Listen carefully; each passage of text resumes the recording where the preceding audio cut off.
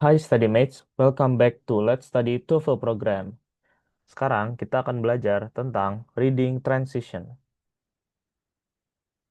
Perkenalkan, nama aku Guzi Raffi Hassani.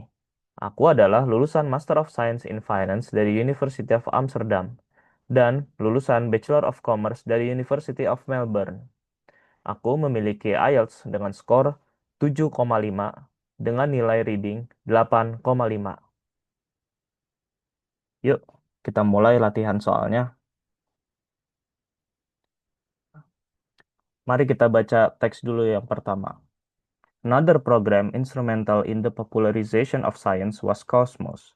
This series, broadcast on public television, dealt with topics and issues from varied fields of science. The principal writer and narrator of the program was Carl Sagan, a noted astronomer and Pulitzer Prize-winning author. Soal pertama adalah, the paragraph preceding this passage most probably discusses A different scientific television series. B. Carl Sagan's scientific achievements. C. The Pulitzer Prize won by Carl Sagan. D. Public television. Teman-teman bisa coba jawab dulu ya. Pertanyaan kedua, the paragraph following this passage most likely contains information on what? A. The popularity of science. B. The program Cosmos. C. The astronomer Carl Sagan. Atau D. Topics and issues from various fields of science. Teman-teman bisa coba jawab dulu ya. Yuk, sekarang kita coba bahas soal pertama. The paragraph preceding this passage most probably discusses. Nah, ini kita harus mengetahui paragraf sebelum teks ini membahas apa.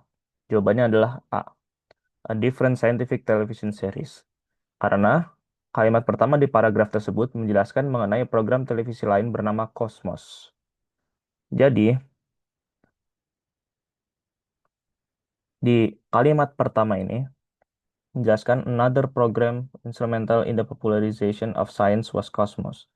Nah, kata-kata another program ini berarti menandakan bahwa paragraf sebelumnya menjelaskan tentang program lain. Maka dari itu, jawaban yang kita jawab dari nomor satu ini adalah A different scientific television series. Selanjutnya, the paragraph following this passage most likely contains information on what? Jawabannya adalah C, the astronomer Carl Sagan. Kenapa? Pertanyaannya adalah paragraf selanjutnya itu membahas apa? Nah, kita bisa lihat kalimat terakhirnya adalah the principal writer and narrator of the program was Carl Sagan, a noted astronomer and Pulitzer Prize-winning author. Jadi karena kalimat terakhirnya dia membahas tentang Carl Sagan, maka dia selanjutnya akan menjelaskan tentang itu. Seperti itu. Mari kita membahas soal selanjutnya. Teks selanjutnya. When a strong earthquake occurs on the ocean floor rather than on land, a tremendous force is exerted on the seawater, and one or more large destructive waves called tsunamis can be formed. Tsunamis are commonly called tidal waves in the United States, but this is really an inappropriate name in that the cause of the tsunami is an underground earthquake rather than the ocean's tides. Far from land, a tsunami can move through the wide open vastness of the ocean at a speed of 600 miles or 900 kilometers per hour and often can travel tremendous distances without losing height and strength. When a tsunami reaches shallow coastal water, it can reach a height of 100 feet, 30 meters or more, and can cause tremendous flooding and damage to coastal areas. Pertanyaan ketiga. The paragraph preceding the passage most probably discusses A. Tsunamis in various parts of the world. B. The negative effect of tsunamis. C. Land-based earthquakes. D. The effect of tides on tsunamis. Coba teman-teman jawab dulu ya. Pertanyaan nomor 4. Which of the following is most likely the topic of the paragraph following the passage? A. The cause of tsunamis. B. The destructive effects of tsunamis on the coast. C. The differences between tsunamis and tidal waves. Atau D. The distances covered by tsunamis. Coba teman-teman jawab terlebih dahulu ya.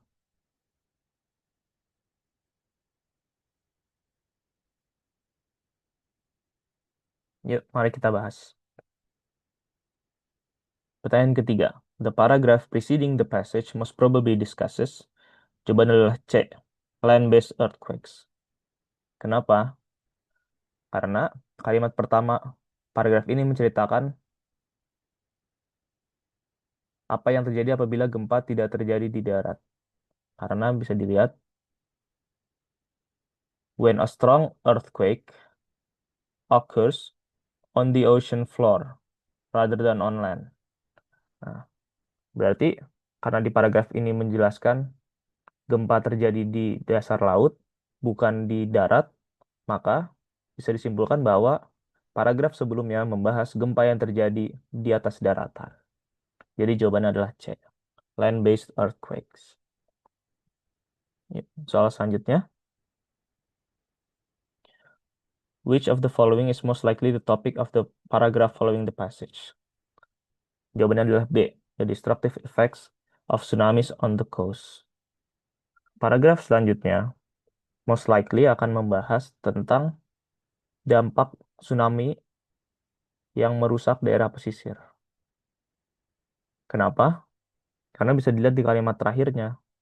When a tsunami reaches shallow coastal water, it can reach a height of 100 feet or more and can cause tremendous flooding and damage to coastal areas. Nah, berarti selanjutnya paragrafnya akan membahas tentang kehancuran yang akan disebabkan oleh tsunami.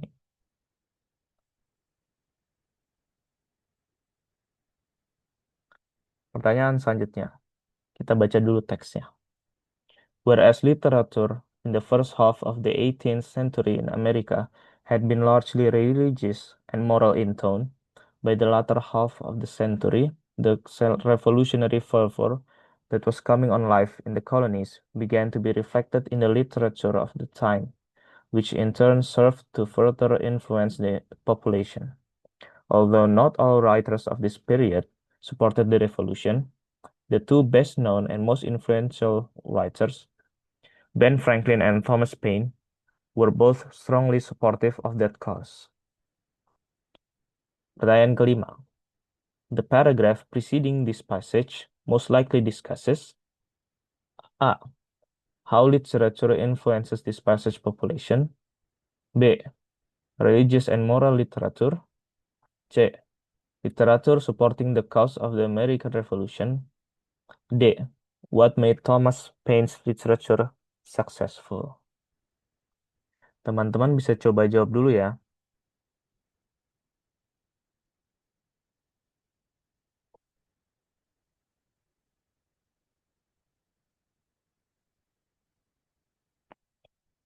Yuk kita bahas.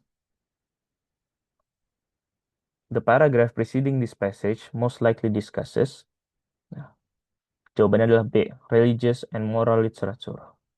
Kenapa? Kita bisa lihat kembali kalimat pertamanya. Kalimat pertamanya menjelaskan bahwa literature in the first half of the 18th century, religious and moral in tone. Nah, berarti dia membahas literatur the first half of the 18th century yang memiliki tone religious dan moral. Maka dari itu, pasti paragraf sebelumnya akan membahas religious and moral literature. Next, pertanyaan selanjutnya kita baca dulu ya teksnya. The most conservative sect of the Mennonite Church is the Old Order Amish, with 33,000 members living mainly today in the states of Pennsylvania, Ohio, and Indiana. Their lifestyle reflects their belief in the doctrines of separation from the world and simplicity of life. The Amish have steadfastly rejected the societal changes that have occurred in the previous 300 years, preferring instead to remain securely rooted in a 17th century lifestyle. They live on farms without radios, televisions, telephones, electric lights, and cars. They dress in plainly styled and colored old-fashioned clothes, and they farm their lands with horses and tools rather than modern farm equipment. They have a highly communal form of living, with barn raisings and quilting bees as commonplace activities. Soal nomor 6. The paragraph preceding this passage most probably discusses A. Other, more liberal sects of Mennonites. B. Where Mennonites live. C. The communal Amish lifestyle. D.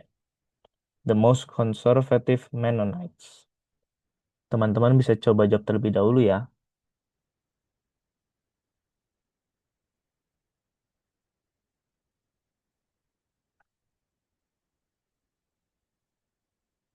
Yuk kita bahas. The paragraph preceding this passage most probably discusses. Jawaban adalah A. Other, more liberal sects of Mennonites. Kenapa? Kita lihat lagi kalimat pertamanya. Ya, ini menjelaskan mengenai sekte gereja Mennonite yang paling konservatif. Nah, dia bisa dilihat di sini, the most conservative sect of the Mennonite Church.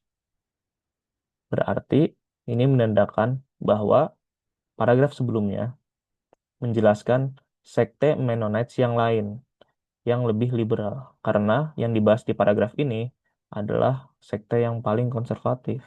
Berarti sekte sebelumnya yang dibahas itu pasti yang akan lebih liberal. Seperti itu. Soal selanjutnya.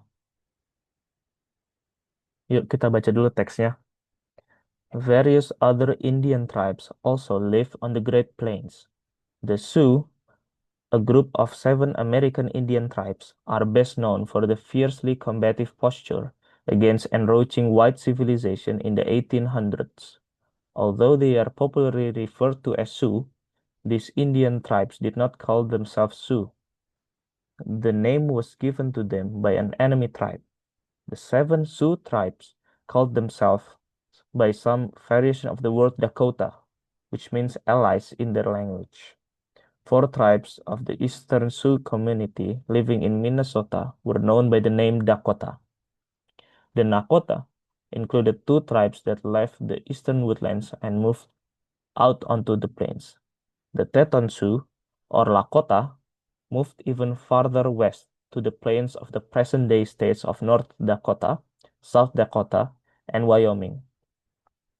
Pertanyaan nomor 7. The paragraph preceding this passage most probably discusses A. How the Sioux battled the white man. B. One of the tribes of the plains. C. Where the Sioux lived. D. Native American tribes on the East Coast. Yuk, teman-teman dicoba kerjakan terlebih dahulu.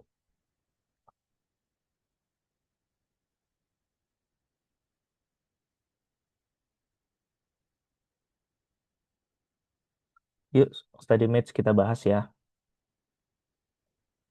The paragraph preceding this passage most probably discusses B.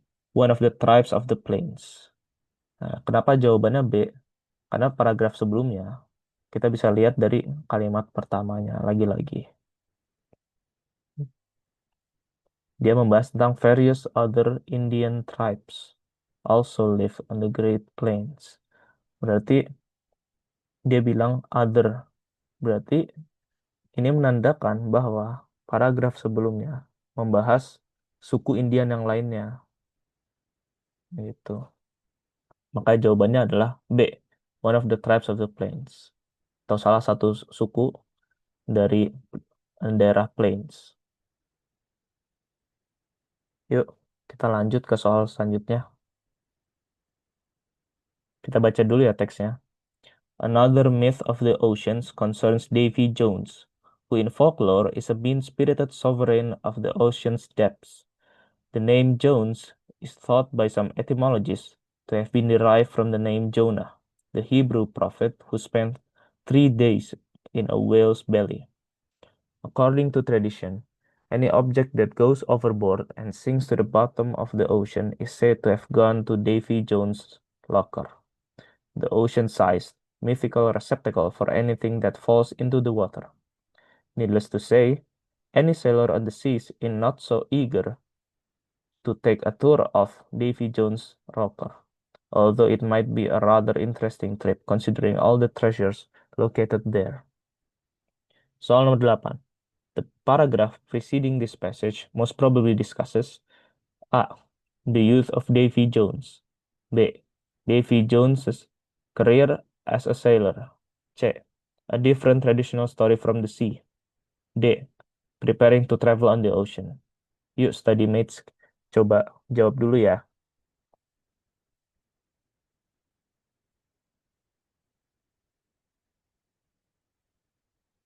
Mari kita bahas.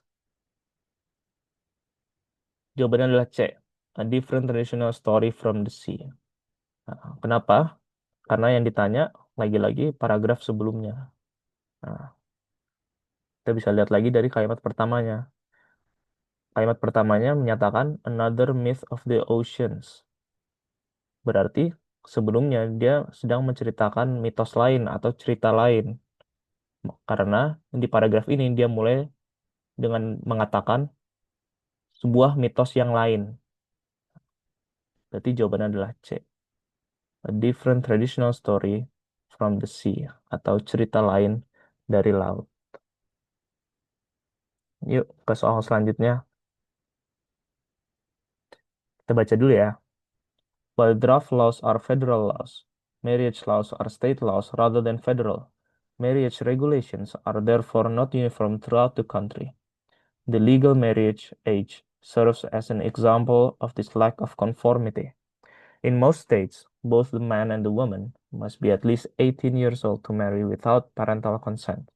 However, the states of Nebraska and Wyoming require the couple to be at least 19, while the minimum age in Mississippi is 21. If parental permission is given, then a couple can marry at 16 in some states, and a few states even allow marriage before the age of 16. Though a judge's permission, in addition to the permission of the parents, is sometimes required in this situation. Some states, which allow couples to marry at such a young age, are now considering doing away with such early marriages because of the numerous negative effects of these young marriages. Pertanyaan 9. The paragraph preceding the passage most probably discusses A. State marriage laws. B. The lack of uniformity in marriage laws. C. Federal draft laws. D. The minimum legal marriage age. Yuk, study mates, coba jawab dulu ya.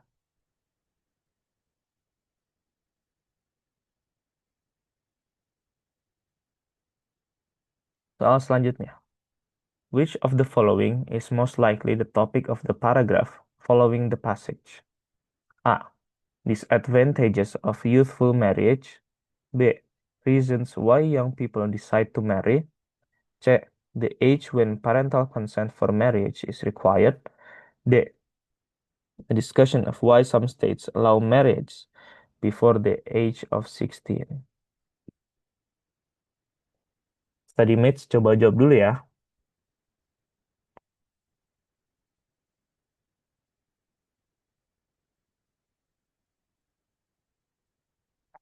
Yuk, mari kita bahas. Pertanyaan ke-9. Jawabannya adalah Federal Draft Laws. Kenapa? Untuk melihat paragraf preceding atau paragraf sebelumnya, kita lihat lagi kalimat pertamanya. Nah, di kalimat pertamanya, dia menjelaskan perbedaan draft laws dengan marriage laws. Nah, ini menandakan bahwa sebelumnya paragraf yang ada menjelaskan tentang federal draft laws. Seperti itu. Jadi kata-kata di depan ini, while draft laws are federal laws, ini bisa menjadi kunci penting untuk mengetahui paragraf sebelumnya membahas apa.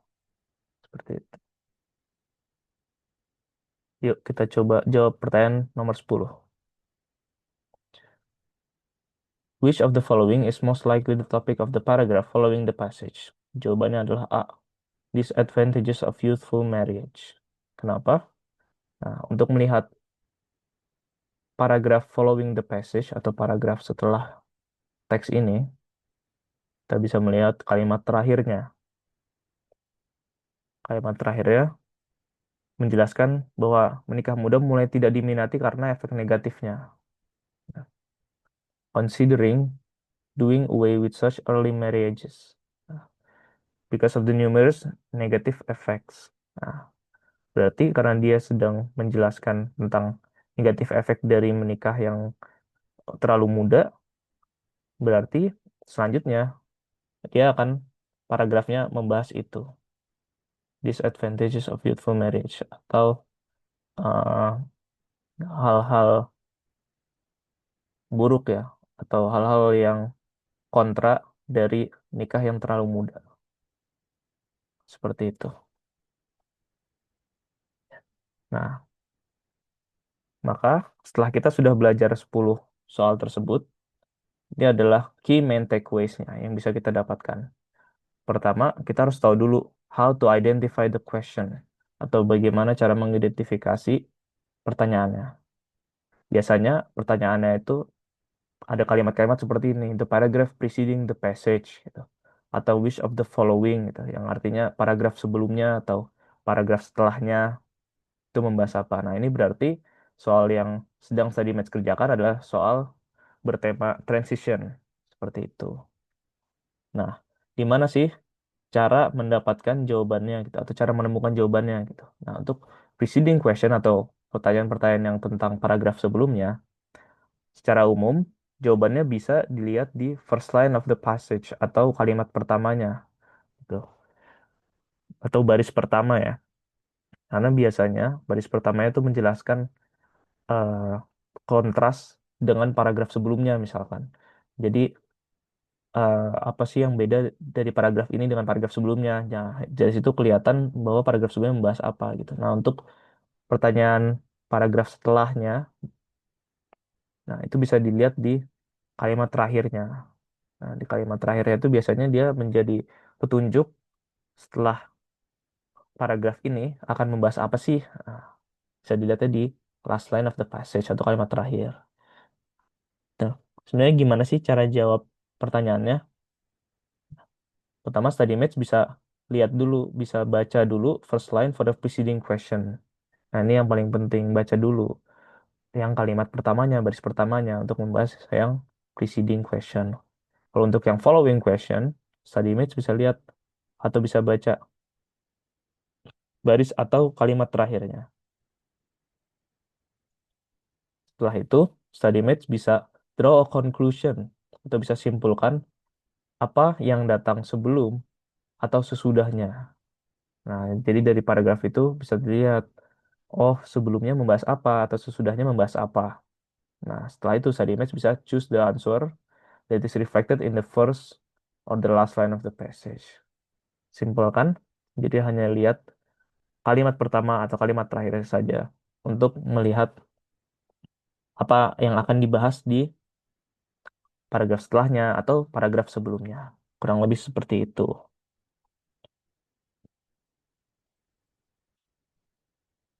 Ya. Terima kasih telah belajar bersama Let's Study dan juga terima kasih kepada donatur Let's Study yang sudah membiayai dalam produksi materi ini.